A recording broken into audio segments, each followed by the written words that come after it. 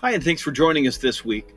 We're leaving Tonawanda. We have just dropped our mast at Wardell's Boatyard, and we're just starting the Erie Canal proper. So we're going to be making our way into Lockport, which is where your first two locks are, locks 35 and 34. Because we're headed west to east, our numbering system is backwards because the canal actually started around the Albany, New York area. What we see right off the bat is what we later learn is the Niagara Escarpment. It's 350 feet of bedrock that they had to hand cut just to do the Erie Canal through this part of the system. It is immensely labor intensive, as you might imagine. Not a lot of tools to work with, but the scenery is gorgeous. It's just beautiful, and we're super excited to finally get started. Join us as we go through Lockport this week.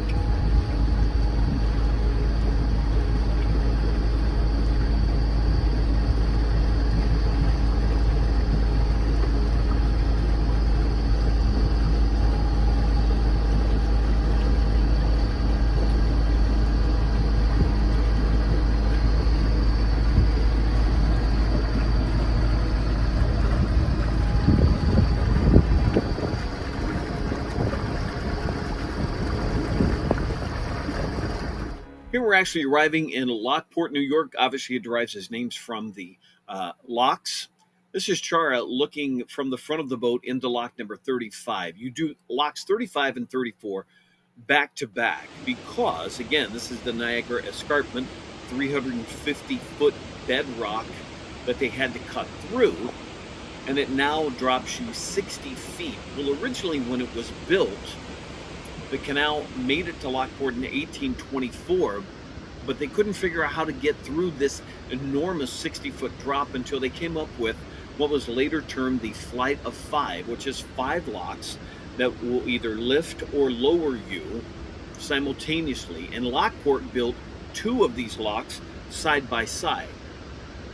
Back in 1918, they've expanded, but they still kept one of the original Flight of Five that you can see. They've taken the gates off of it, but here's a picture of what it looked like back before it was modernized to handle larger ships traveling up and down the Erie Canal. This is part of the construction, and here we are in Lockport proper. This is Lockport, New York. We came through here just a couple of days ago. This is locks 35 and 34 because we're going downbound or eastbound from here. And there's a boat actually in the lock going through right now. So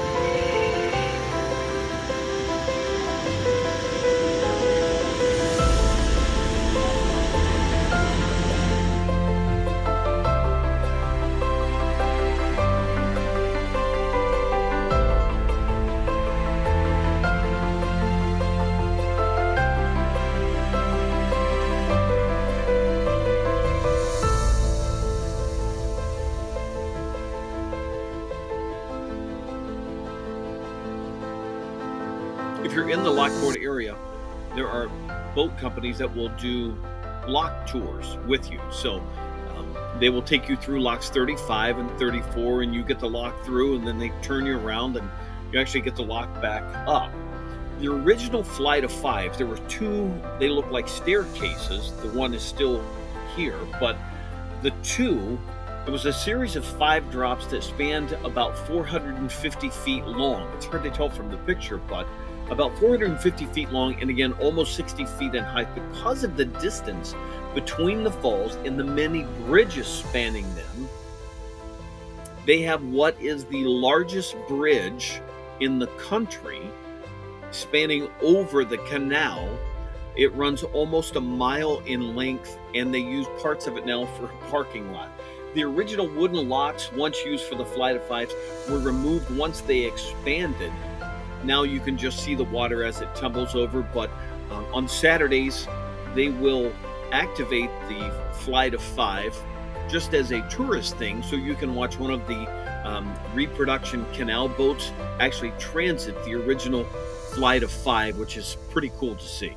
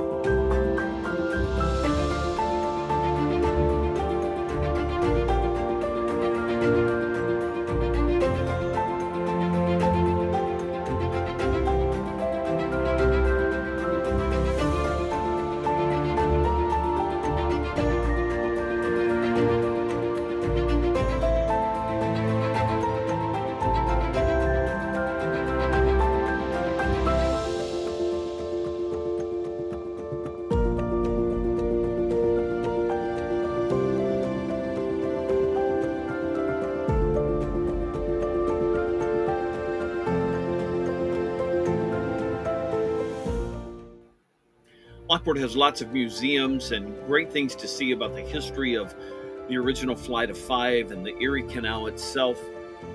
One of the things that they do is this bronze memorial that you see here.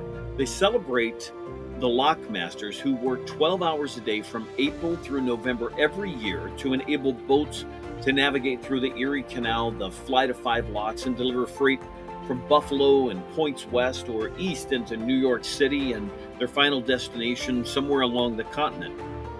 In 1897, they took a photograph of the 12 Lockport lock tenders and a little girl, and they made bronze statues out of them as a way to honor and remember the sacrifices that people made.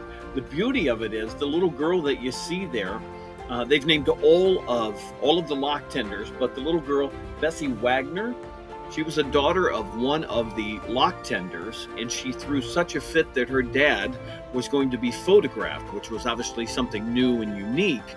And she threw such a fit that they agreed to let her be in the photograph. Unfortunately, she didn't realize that it would take almost 2 hours for the film to capture the image. So the pouty face you see on her is because she had to sit still for almost 2 hours.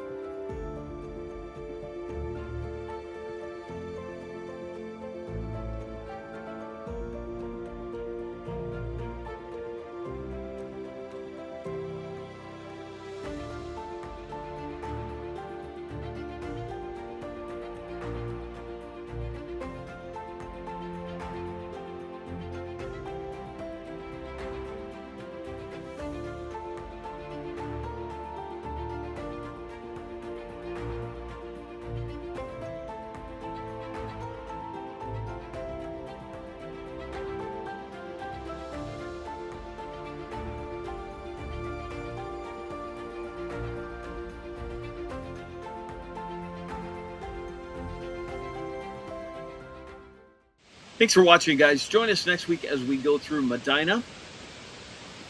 Gorgeous city, beautiful sandstone buildings that they carved right out of the rock that they pulled from the Erie Canal. We also go see a waterfall in Holly as we keep making our way eastbound on the Erie Canal. Thanks for watching.